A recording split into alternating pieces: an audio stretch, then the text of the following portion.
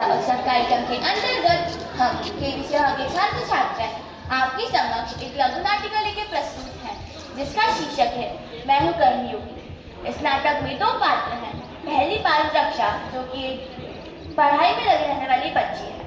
दूसरी पात्र है अपूर्वा, जो कि लापरवाह और खेल कूद में लगी रहने वाली बच्ची है। तो देखिए पहला दृश्य स्कूल का खेल मैदान। अपूर्वा, तुम यहाँ पे रस्सी कूद रही हो? आज तो विज्ञान का टेस्ट है ना। अरे छोड़ो ना, पढ़ाई लिखाई से क्या होता है, टेस्ट तो आते जाते रहते हैं। और मुझे भी खेलना भी तो है।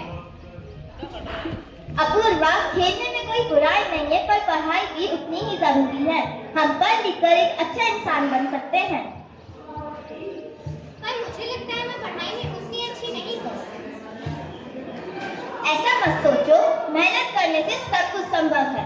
देखो, भगवान श्री कृष्ण जी भी गीता में कहते हैं, कर्म करो, फल की चिंता मत करो। मतलब अपने कर्म को पूरी निष्ठा के साथ करो। और इस उम्र में आपका सबसे बड़ा कर्म है पढ़ाई। सच में? तो क्या मैं भी कर्मयोगी बन सकती हूँ?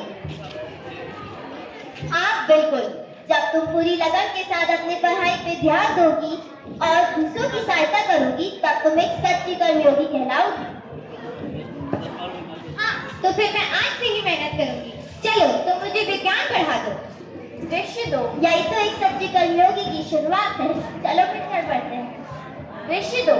6 महीने बाद स्थान स्कूल का मंच, पुरस्कार वितरण समारोह चल रहा है। अब बारी है कक्षा 8 की सबसे मेहनती बच्ची अपूर्वा, जिन्होंने अपनी कक्षा में 98% अंकों के साथ प्रथम स्थान प्राप्त किया है। इन्हें इनकी उपलब्धि के लिए पुरस्कार प्रदान किया जाता है।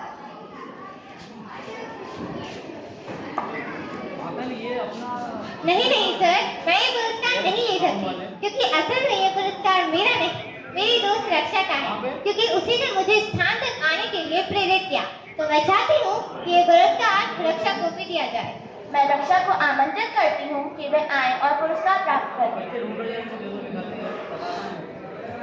नहीं अपूर्वा, ये तुम्हारी मेहनत का फल है। नहीं नहीं, ये पुरस्कार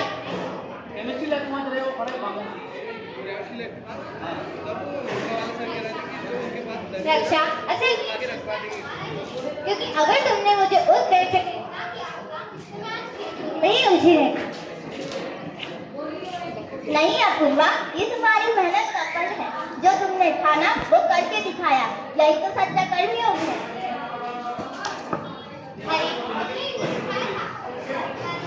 की चिंता ना करो, मैंने तो बस अपना कर्म निभाया और फल मुझे अपने आप दूसरों को भी प्रेरणा दे सकती हो। जैसे मैंने तुम्हें दिया, तुम दूसरे और बच्चों को कर्मयोगी बना सकते हो। हाँ, अब मैं कभी हार नहीं मानूंगी और औरों को भी यही सिखाऊंगी कि सच्चा सुख की मेहनत है। तो देखा आपने किस तरह हम दूसरों को प्रेरित करके कर्मयोगी बना सकते हैं और समाज के लिए प्रेरणा बन सकते हैं।